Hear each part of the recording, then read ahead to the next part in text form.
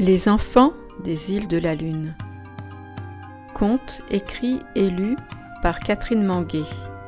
Ces contes ont été écrits pour des enfants hospitalisés et atteints de cancer.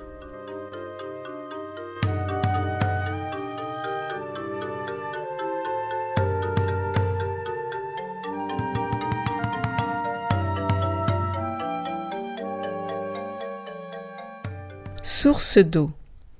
Pour Arnia. Cela faisait plusieurs mois qu'il n'avait pas plu à Anjouan. Arnia regardait son petit arbre d'ylang-ylang avec inquiétude. C'est elle qui l'avait planté. Elle l'avait entretenu, protégé des petites bêtes, arrosé. Elle l'avait vu pousser. Elle le chérissait. Mais maintenant, avec la sécheresse, la terre était devenue si dure et craquelée qu'on ne trouvait presque plus d'eau. Arnia ne pouvait plus arroser son ylang-ylang, et ses feuilles s'étaient flétries et étaient tombées. Elle était si triste, elle ne voulait pas qu'il meure. Alors la fillette s'est mise à pleurer sur son arbre.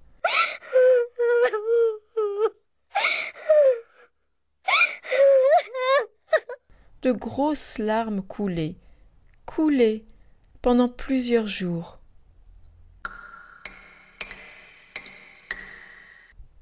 Et puis, un matin, au travers de ses larmes est né un arc-en-ciel. Lumineux et plein d'espoir. Son cœur a souri, car elle a compris qu'elle n'était pas seule, que tout irait bien, et que les couleurs de l'arc-en-ciel redonneraient la vie. Les larmes d'Arnia, qui tombaient sur le sol sec, ont fait des petites rigoles, qui se sont transformés en ruisseaux, et tous ces petits cours d'eau ont parcouru la terre desséchée alentour.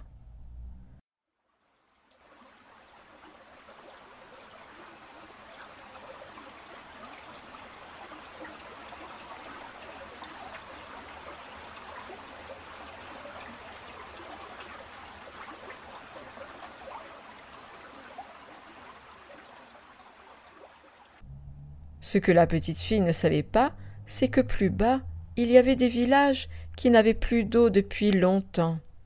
Les cultures avaient grillé et des familles n'avaient plus rien à manger. Lorsque Arnia apprit que des gens étaient affamés et assoiffés comme son arbre, son cœur fut si triste que ses larmes se remirent à couler si fort que le petit ruisseau devint une belle rivière et puis un fleuve.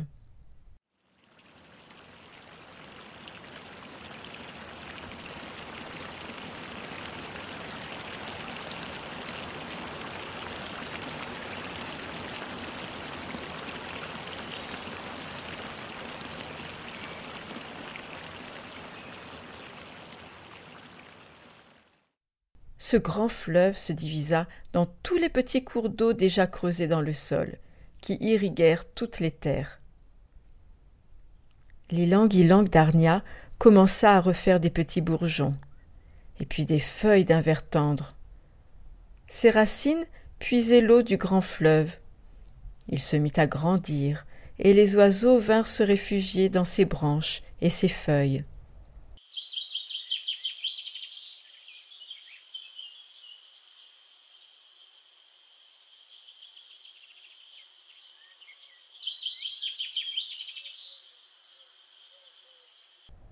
La terre arrosée devint une bonne terre. Les cultivateurs purent semer des graines et la lumière de la vie fit croître toutes ces semences qui donnèrent de bonnes récoltes et nourrirent toutes ces personnes affamées. La vie avait fait briller sa lumière au travers des larmes de cette petite fille, et cela a sauvé de nombreux villageois et cultivateurs.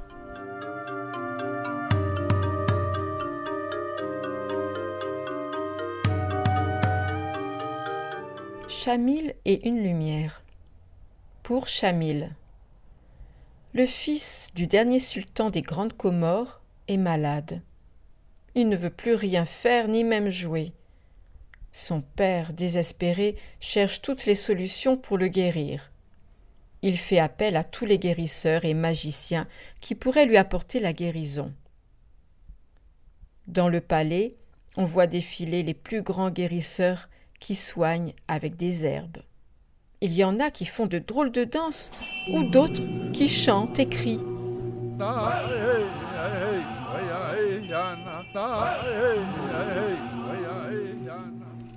L'enfant qui n'a que 10 ans a très peur quand il les voit arriver avec leurs costumes bizarres et leur maquillage terrorisant. Au lieu de lui apporter du soulagement, tous ces personnages ont fini par ôter tout espoir chez l'enfant, et son père aussi. L'enfant est devenu très triste. Il dépérit et ne veut plus rien manger. Le sultan a donc renvoyé tous ces individus qui ont fait plus de mal que de bien à son fils. Puis, il a fait venir les plus grands médecins du monde. Le garçon était un peu plus rassuré et il a repris confiance. Mais au bout de quelques mois, la maladie était toujours là. Un jour, des gens sont venus lui parler d'un grand médecin qui était très connu dans le monde entier pour être le plus grand. Ce médecin s'appelait Docteur Chamil. Il a donc demandé à ses serviteurs d'aller le chercher. Un beau matin, le docteur Chamil rentre dans la chambre du jeune garçon. En le voyant, le petit lui fait un sourire. Il trouve le médecin très gentil. Le médecin lui explique qu'il faut déjà guérir son cœur, qui est triste et découragé. Et quand il retrouvera la joie, son corps guérira plus vite. Il lui donne un remède pour avoir du courage. Il faut chanter. Donc, il lui offre une note de musique. Puis, pour lutter contre la peur quand il se sent seul et qu'il fait noir, il lui dit de regarder la lumière et de bien écouter la petite voix qui sera toujours là pour le rassurer.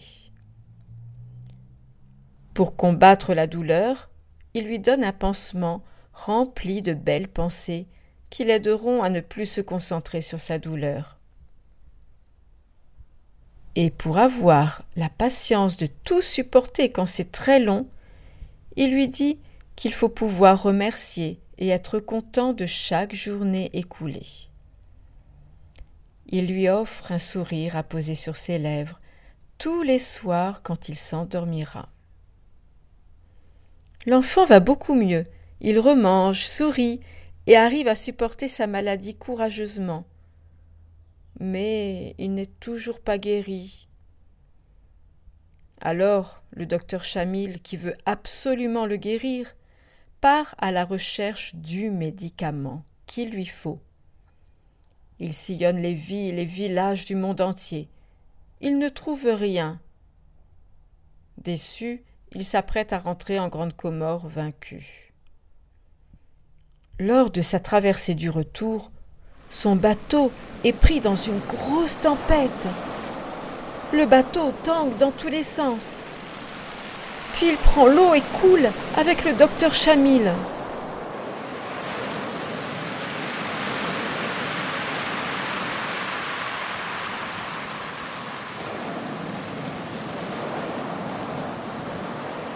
Au bout de plusieurs heures, le corps du médecin s'échoue sur le sable.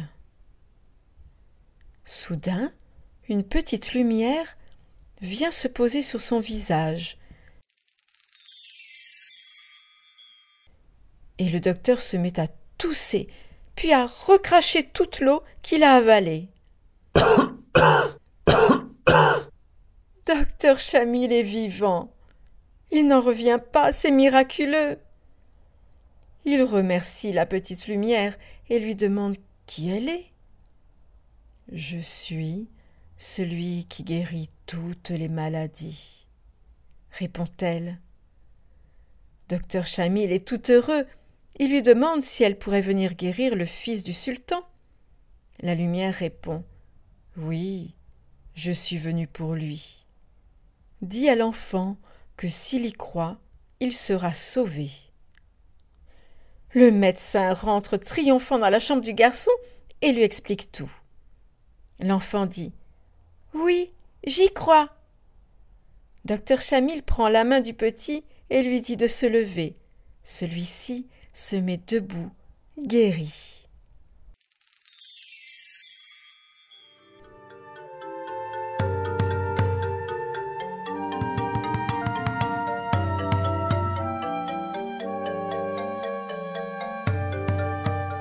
La musique dans la tête, pour Fahardine. Sur l'île d'Anjouan, dans l'archipel des Comores, il y avait un village appelé Bazimini. Dans ce village, il y avait un garçon qui n'était pas comme les autres. Dans sa tête, il y avait plein de musique qui jouait à longueur de journée, et même la nuit dans ses rêves. Cet enfant s'appelait Fahardine. Il regardait la vie autour de lui comme un spectateur. Oui, la vie était un spectacle pour lui, et il n'osait pas la déranger.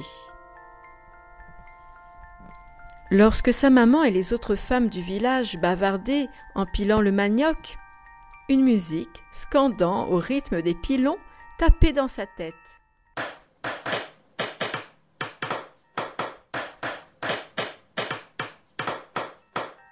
Dehors, dans la terre, les enfants jouaient, criaient et riaient. Alors, les petites notes de musique cristalline se mettaient à danser. Au loin, il entendait s'éloigner son papa, qui était gardien de chèvres. Il les emmenait brouter là où il y avait de l'herbe en dehors du village. Et là, c'était un concert de bêlements, accompagné par les cris et la voix de son papa pour diriger le troupeau. Cette sérénade devenait de plus en plus sourde au fur et à mesure qu'elle s'éloignait. Un matin, il fut réveillé par une étrange musique qu'il ne connaissait pas. C'étaient les pétarades d'un moteur de voiture où se mêlaient des airs de musique hip-hop sortant d'un autoradio, accompagnés de voix aux accents venus d'ailleurs. Une bande de jeunes sortis de la voiture. C'étaient des Mozungu. Ils avaient l'air joyeux. Fahardine fit leur connaissance. Il trouvait leur musique jolie. Elle était différente de celle de son village. Il décida de la suivre. Il dansait depuis un moment sur les rythmes de cette nouvelle musique qui l'entraîna petit à petit vers une autre. C'étaient maintenant des cliquetis de briquets où venaient s'entrechoquer des bruits de bouteilles de verre. Fahardine s'était retrouvé là sans comprendre comment. La joyeuse musique hip-hop avait disparu pour faire place à ce charivari qui commençait à irriter ses oreilles. Le son augmenta dans sa tête pour se transformer en un vacarme agressif où des cris répondaient à des bruits de coups et des pleurs à des sons de lutte. Il boucha ses oreilles et s'enfuit à toutes jambes. Ce vacarme était tenace, mais il finit par disparaître. À avoir voulu suivre une musique séduisante, il en avait suivi une autre, puis une autre, pour se retrouver perdu au milieu de nulle part. Maintenant qu'il était seul, il essayait d'écouter quelle musique jouait dans sa tête. Mais, pour la première fois de sa vie, il n'y avait plus rien.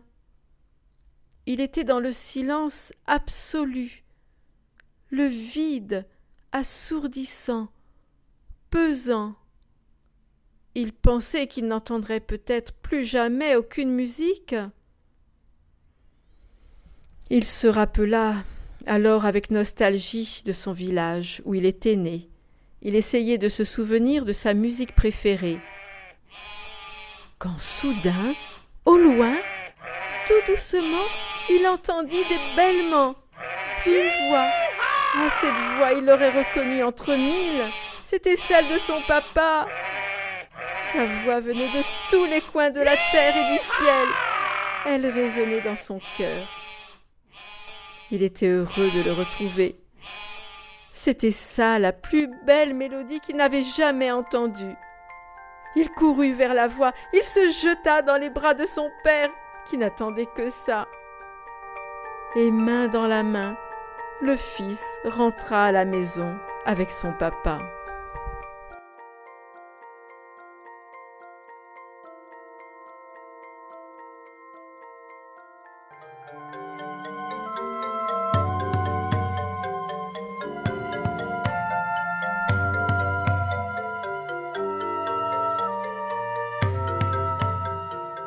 Rêve d'une vie.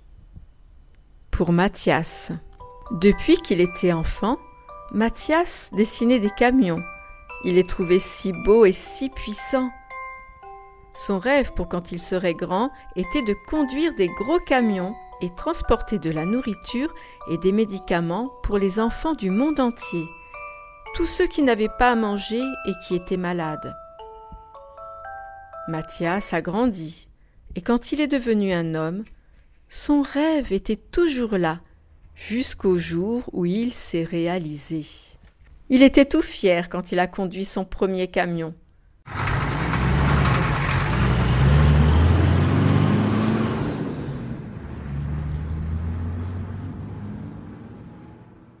Ce n'était encore qu'un petit camion frigorifique, mais il était content, car il transportait les repas des cantines scolaires.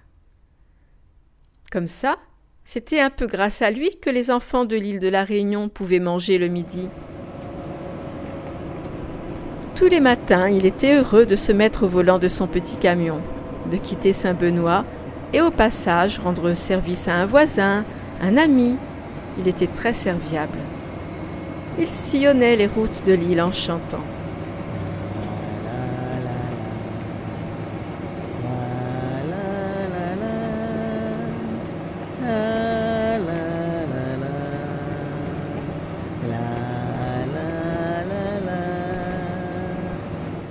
Parfois, quand il voyait des grands camions étincelants, il avait envie d'en posséder un pour lui et parcourir les routes du monde entier.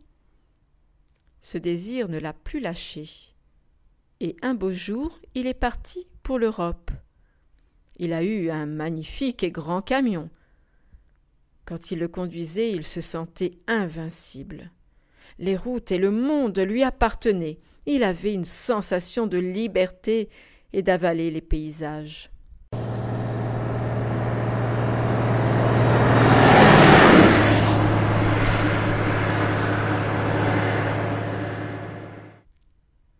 Il a visité beaucoup de pays. Il a tout vu. Les terres blanchies par la neige aux reflets bleutés, les dunes dorées des déserts, les rivières, fleuves et océans d'argent. Mais il n'avait jamais le temps de s'arrêter longtemps pour connaître des gens et leur rendre service. Il n'avait pas de foyer où il aurait pu fonder une famille. Sa maison était la cabine de son camion. Il ne nourrissait plus les enfants des écoles et encore moins ceux des pays pauvres. Il transportait du matériel informatique. Il a connu le grand froid des pays nordiques et la chaleur étouffante des pays désertiques. Et surtout, la nostalgie de sa belle île qu'il n'avait pas revue depuis des années. Il se sentait souvent bien seul, personne avec qui parler. Il se retrouvait parfois dans des situations où il avait peur. Et puis il y avait les risques du métier, les pannes. Alors, quand il s'est retrouvé loin de toute ville, dans son camion immobilisé, en attendant le dépannage, il a connu la faim et la soif. Une nuit, il était si fatigué d'avoir roulé sans pouvoir se reposer. Ses yeux se sont fermés et il a quitté la route et le camion s'est couché dans le fossé.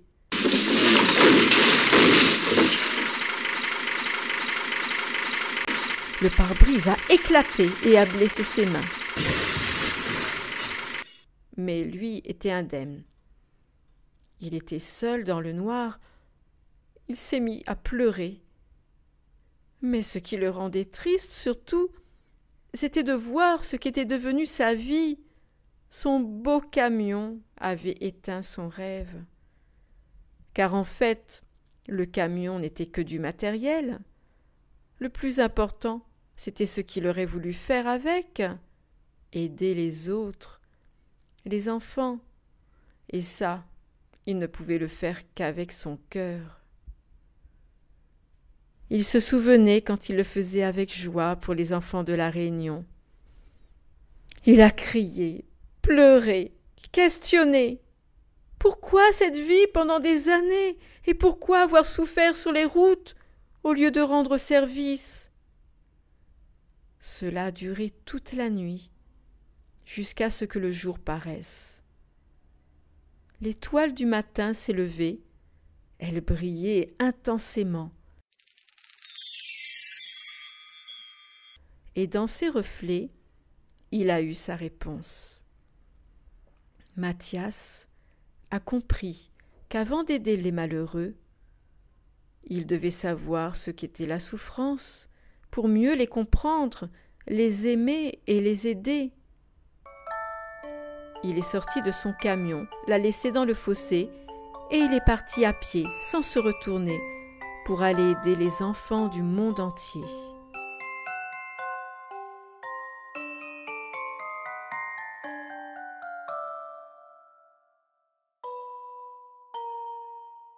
Les noces.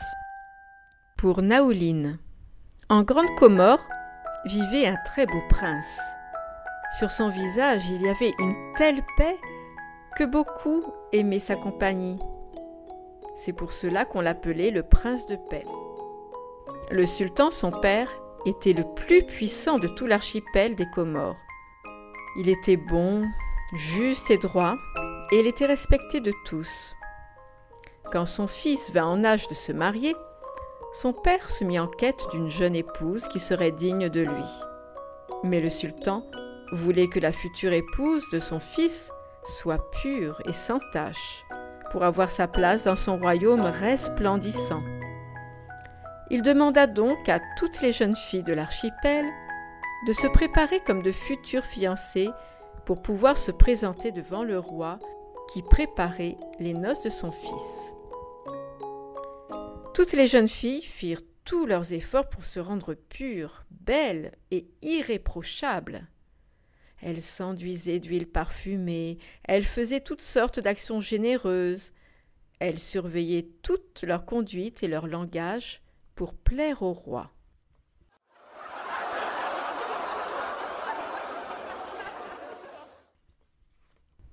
Naouline était une très jolie jeune fille, douce et gentille, qui habitait un petit village de Grande Comore. Malgré la pauvreté de ses parents, elle avait reçu une très bonne éducation. Elle aimait rendre service à tout le monde. Elle s'occupait des miséreux, des personnes âgées et des enfants. Tout le monde l'aimait bien, et elle avait toujours des paroles encourageantes pour tous. Elle aurait bien voulu épouser le prince, qui, disait-on, était très beau. Elle ne l'avait jamais vu. Mais elle savait qu'il était riche et pourrait ainsi subvenir aux besoins de sa famille. Pourtant, elle était triste à l'idée de devoir quitter sa famille et son village. Tout le monde l'encouragea à se préparer pour les fiançailles du prince de paix. Chaque jeune fille devait se confectionner une robe blanche. Naouline, malgré sa pauvreté, était très bonne couturière. Alors tous les gens du village se cotisèrent pour lui offrir du tissu blanc, avec lequel elle se fabriqua une belle robe éclatante. Le blanc faisait ressortir son teint d'ébène et ses beaux yeux noirs. Les jeunes filles commencèrent à se présenter au somptueux palais du sultan. Elles étaient émerveillées par tant de richesses, de pierreries et d'or qui étincelait.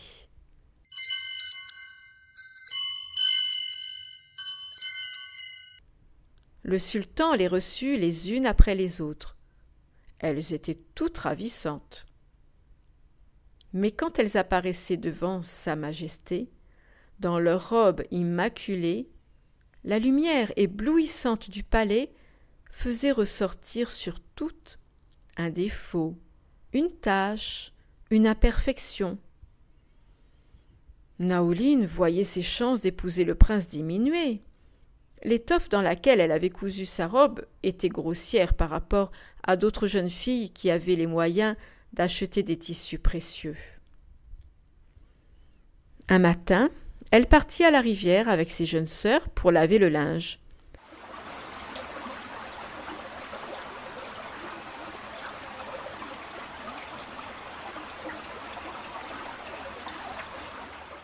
Elle avait déposé sa robe finie sur son lit.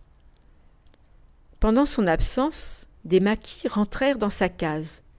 Ils allèrent près du lit, et voyant la robe éblouissante, ils commencèrent à tirer dessus pour se l'arracher. Ils déchirèrent les manches.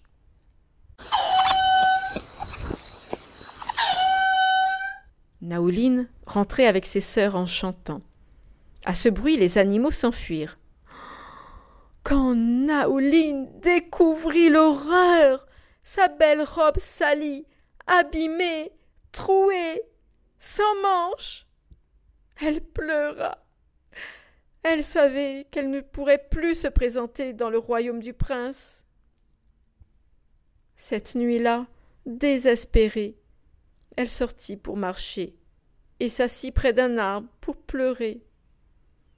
Elle s'endormit. Une voix chaleureuse et douce la réveilla. Elle ouvrit les yeux et vit un très beau jeune homme lui sourire. Il lui demanda ce qu'elle faisait là et pourquoi elle pleurait.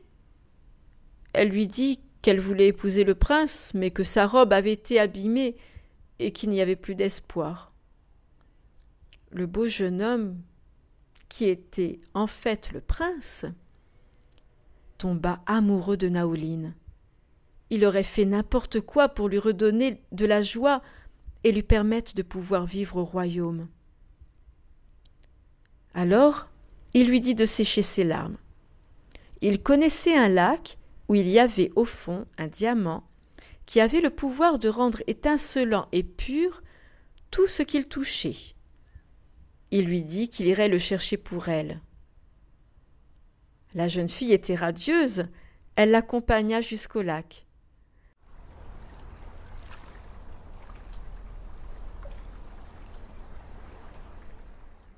Mais sa joie d'être près de lui était encore plus grande que celle d'épouser le prince. Elle sentait qu'elle l'aimait. Elle ne voulait plus le quitter. Quand ils arrivèrent près du bord de l'étang, elle n'osa pas lui dire qu'elle ne voulait plus qu'il saute dans l'eau profonde. Par amour pour elle, il grimpa sur un rocher, et au moment de plonger, il lui dit « Naoline, je suis le prince, je t'aime, je veux que ta robe soit blanche, ainsi tu pourras vivre au palais pour toujours avec mon père. Mais pour que le diamant remonte à la surface, je serai obligé de rester au fond des eaux. » Il sauta, et Naoline hurla de désespoir. Elle resta là 3 jours à guetter la surface de l'eau, à souffrir et pleurer. Il ne remonta pas. Par contre, le diamant était remonté à la surface. Elle rentra chez elle avec le diamant. Quand elle le posa sur sa robe, une grande lumière resplendit dans toute la case.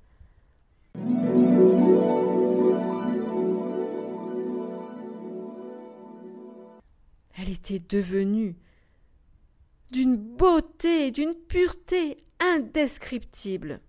Naoline enfila la robe et décida d'aller au palais du sultan, lui apporter le diamant et lui expliquer comment son fils avait donné sa vie pour elle en héros.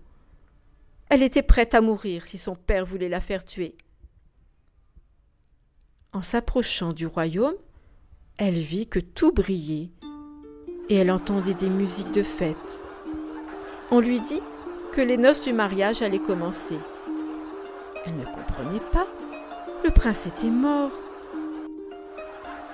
En passant la porte du palais, il y eut de grands cris de joie et une acclamation.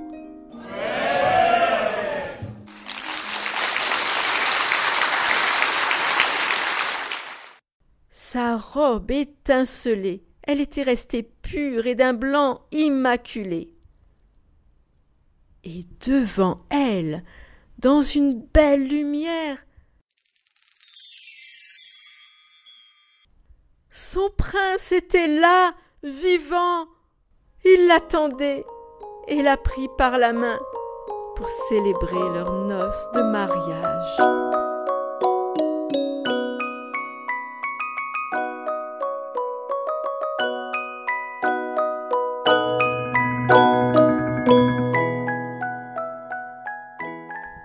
Le petit agneau préféré de Nasri. Pour Nasri. Le soleil se levait, comme tous les matins, sur un petit village de Mayotte. Il faisait déjà bien chaud, c'était la saison sèche. La terre s'envolait. Nasri, un jeune berger, se réveillait et pensait déjà à l'endroit où il emmènerait paître son troupeau de moutons aujourd'hui. Il devait aller tous les jours un peu plus loin pour trouver de l'herbe verte pour eux. Il les connaissait tous et leur avait donné à chacun un nom. De même, tous les moutons reconnaissaient la voix de leur berger et le suivaient partout.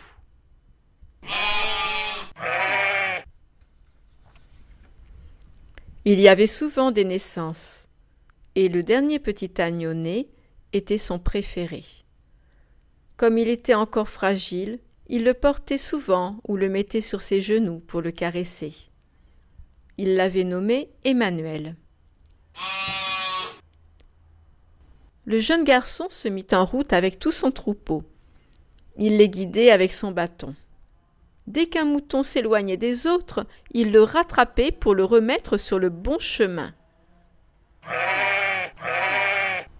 Après avoir traversé des terres asséchées, il aperçut au loin une colline restée verte.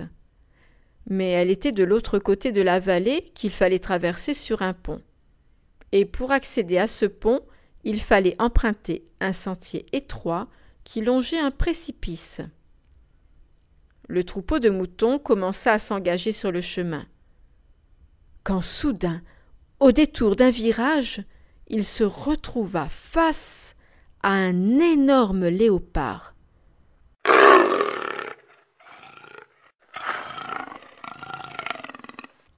Il n'y avait plus aucun moyen de faire demi-tour. Le sentier n'était pas assez large. Emmanuel, le petit agneau préféré de Nasri, était tout devant. Il essaya de s'enfuir en direction du pont, mais le léopard le poursuivit et se retrouva devant lui avec le vide derrière. Le pauvre petit agneau était coincé. Il aperçut un rocher au bord du précipice et, pensant que ce serait un refuge pour lui, il monta dessus. Nasri, ayant vu toute la scène avec frayeur, savait très bien que ce rocher risquait de s'effondrer et tomber dans le vide avec Emmanuel. Le jeune berger n'était pas très loin du rocher, et d'un coup de main il pouvait attraper le petit agneau pour le sauver. En une fraction de seconde, il savait qu'il devait prendre une terrible décision. S'il sauvait Emmanuel, le léopard se tournerait ensuite vers le troupeau entier pour l'attaquer. Et s'il laissait le petit agneau sur le rocher, le léopard lui sauterait dessus et tomberait dans le précipice avec lui, mais le troupeau serait sauvé. C'était un vrai dilemme. Nasri devait faire vite. Avec beaucoup de douleur, il décida de sacrifier Emmanuel pour sauver le troupeau entier. D'un coup, le léopard se jeta sur le petit agneau et tous les deux tombèrent dans le vide. Le petit berger pleura beaucoup. Mais maintenant, il fallait qu'il continue à guider le petit troupeau dans les verts pâturages de la colline de l'autre côté du pont. Après avoir traversé le pont, la colline n'était plus très loin. Ils firent encore un dernier effort et grimpèrent tout en haut. Ils étaient heureux, l'herbe était tendre et bien verte. Mais quelle ne fut pas leur joie, et surtout celle de Nasri, de découvrir 3 petits agneaux en train de gambader. Et parmi eux se trouvait Emmanuel. Il était vivant. De l'autre côté de la mer, pour Swabaroudine. Swabaroudine habitait en Grande Comore, dans la région de Mboudé. Il connaissait tout le monde chez lui, et tout le monde l'aimait bien. Le soir, il aimait s'asseoir près de sa maman, sous le grand baobab, quand le soleil se couchait, et il l'écoutait lui raconter des histoires.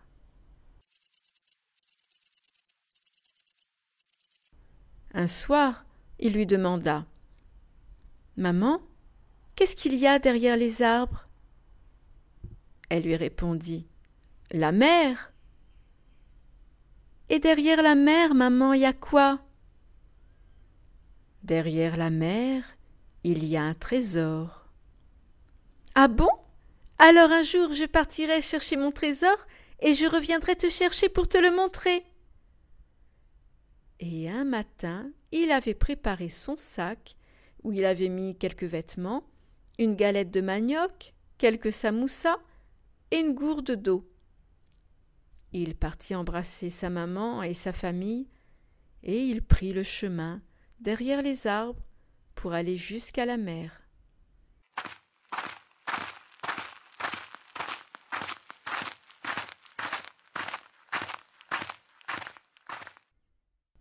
Au bout de quelques kilomètres, il arriva près de la mer. Maintenant, il lui fallait trouver un bateau pour la traverser. Il chercha près du port, mais n'ayant rien trouvé, quand la nuit arriva, il partit sur la plage. Il regardait le ciel devenir de plus en plus noir. Il commençait à se sentir un peu seul. Il se mit à compter les étoiles. Elles étaient très nombreuses. Il se souvint que sa maman comptait jusqu'à 1000 pour lui dire combien elle l'aimait. Mais là, il y avait plus de 1000 étoiles. Le ciel, c'était encore plus grand que l'amour de sa maman. Il se mit à pleurer en pensant qu'il était trop petit par rapport au monde et au ciel qui était si grand. Et il s'endormit en sanglotant.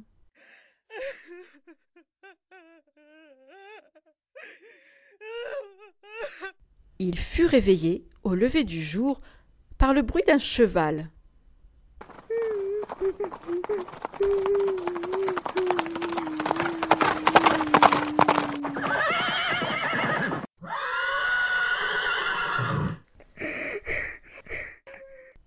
Sur son dos, il y avait un cavalier. Celui-ci lui demanda pourquoi il pleurait.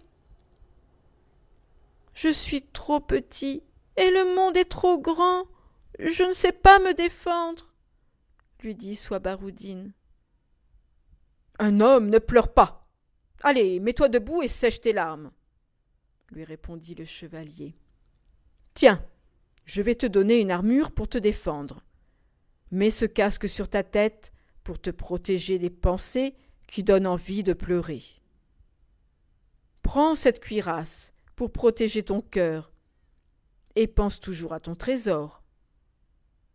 Maintenant, chausse ces bottes qui t'emmèneront toujours là où tu dois aller, même si tu as peur d'y aller. Défends-toi avec ce bouclier et crois que tu seras toujours vainqueur du danger. Et attaque tes ennemis avec cette épée. Et maintenant, va affronter le monde, vaillant petit soldat. »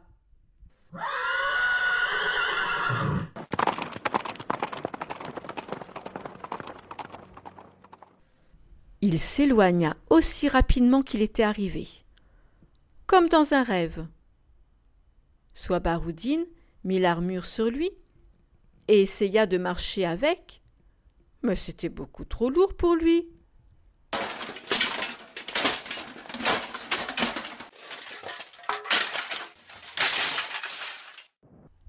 Alors, il décida de ne plus avoir peur et il la déposa par terre. À ce moment-là, une petite barque abandonnée était en train de s'échouer sur le sable juste devant lui. Il entendait le clapotis de l'eau sur le fond de la barque. Il écoutait et il l'entendait lui parler comme s'il l'invitait à monter dans la barque pour aller de l'autre côté où tout était merveilleux, plus beau, plus grand. Le clapotis lui disait « Monte, allons sur l'autre bord. » Il monta dans la barque et commença à ramer. Au bout d'un moment, il était déjà loin de la côte. Il vit que le ciel s'assombrissait, et puis le vent se mit à souffler, et la pluie à tomber. Bientôt, c'était la tempête qui secouait la petite barque dans tous les sens.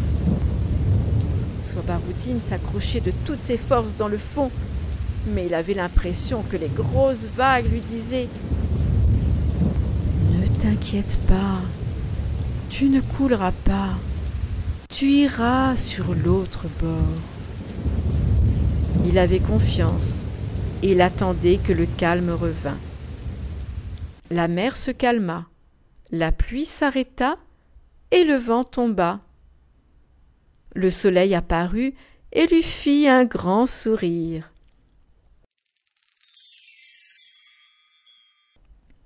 Il accosta sa petite barque sur une terre qu'il ne connaissait pas. Il mangea des fruits qu'il n'avait jamais goûtés, qu'il cueillait dans des arbres qu'il n'avait jamais vus.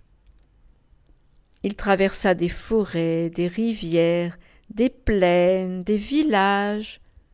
Il rencontra des gens de toutes les couleurs, avec des regards étonnés, souriants, tristes, gentils, méchants, et qui parlaient des langues qu'il ne comprenait pas. Il marchait depuis plusieurs jours, et maintenant il n'y avait plus d'arbres, plus d'herbe. Il se retrouva dans le désert, tout était sec, sans une seule petite ombre. Il faisait très chaud, il avait soif, il ne savait plus où aller, il n'en pouvait plus. Il était découragé et pensait qu'il ne trouverait jamais son trésor et qu'il ne reverrait plus sa famille et son île. Il se laissa tomber par terre, fatigué et assoiffé. Les larmes ne coulaient même plus de ses yeux. Il ferma les yeux. Soudain, il ne savait pas s'il rêvait, mais c'était doux. Il sentit un souffle léger effleurer son visage, desséché par le soleil et la soif.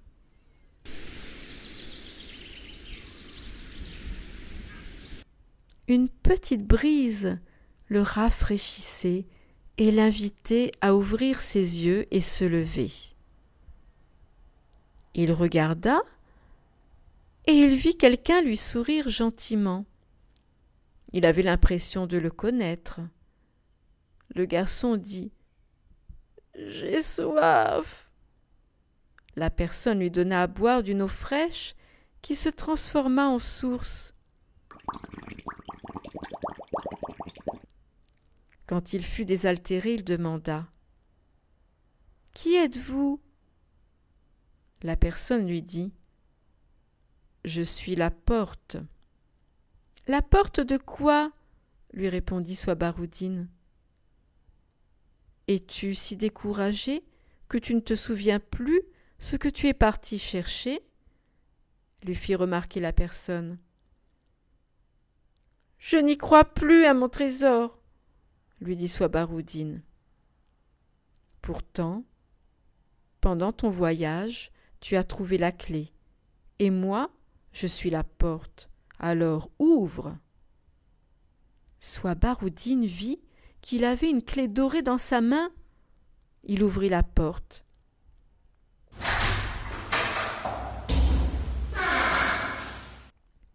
Dès qu'elle s'ouvrit, il vit et il comprit. Là était son trésor, car là était son cœur. Et son trésor, c'était l'amour. L'amour était dans son cœur.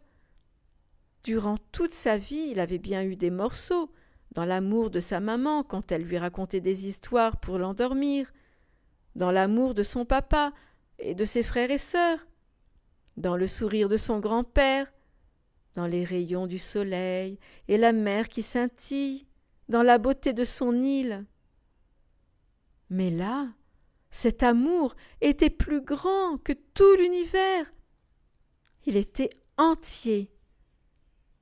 La personne lui sourit et lui dit « Tu vois, tu as bien fait de continuer ton chemin jusqu'au bout du monde. Et maintenant que tu as trouvé ton trésor, tu vas le ramener chez toi et le partager avec ta maman, ton papa, ta famille, tes voisins, tes amis. » Swabaroudine dit « Merci !»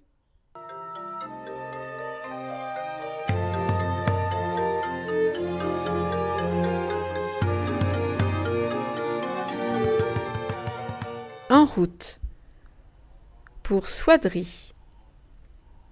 À Mayotte, dans le village de Vaïbé, vit un petit garçon de 7 ans qui s'appelle Swadri. Il habite dans une petite case avec ses 3 frères, sa jeune sœur qui vient de naître et ses parents. Le terrain de foot est derrière chez eux. Swadri va souvent y jouer avec ses copains. Son rêve est de conduire une voiture, rouler très vite et voyager dans le monde entier. Il n'est encore jamais monté dans une vraie voiture. Pourtant, il sait déjà bien faire rouler les roues. Les seules voitures dans lesquelles il peut monter sont les carcasses qui traînent sur les chemins de son village. Alors parfois, il rentre dedans, se met au volant et il rêve.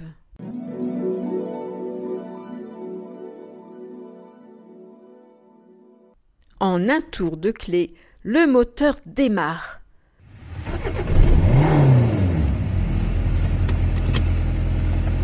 Il fait beaucoup de bruit. Swadri est tout heureux. Alors il prend un petit chemin, traverse le village, tout fier au volant de sa belle voiture rouge. Puis il part vers l'aventure.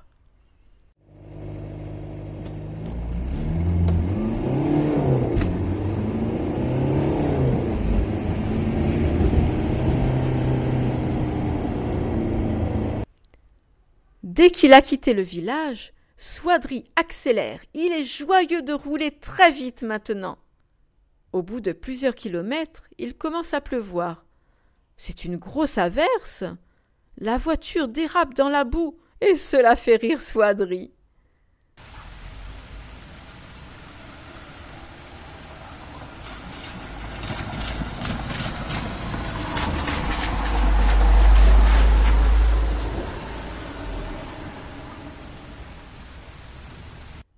Mais à un endroit, il y a une très grosse flaque d'eau.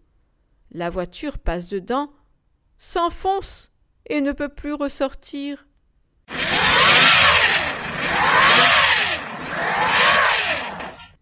Alors Swadri a beau appuyer de toutes ses forces sur l'accélérateur, la voiture ne bouge pas. Il éteint le moteur, il ne sait plus quoi faire et se met à pleurer. Puis, il a une idée. Il se dit qu'il va attendre la fin de l'averse, car après la pluie, il y a le beau temps. Et quand le soleil apparaîtra, il séchera le chemin. La flaque d'eau diminuera et il pourra repartir. Au bout de plusieurs heures de patience, Swadri peut enfin redémarrer la voiture et repartir sur la route.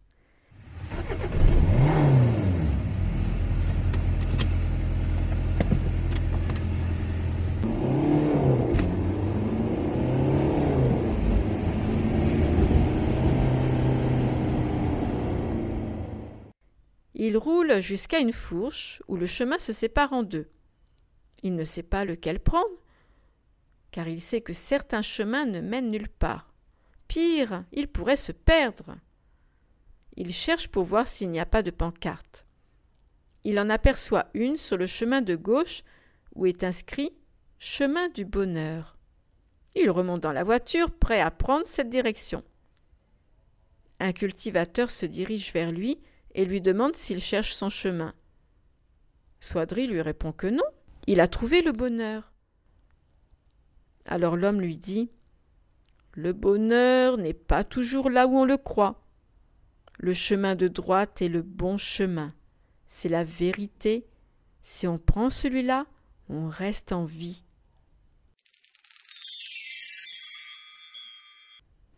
Swadri choisit le bon chemin, car il aime la vie.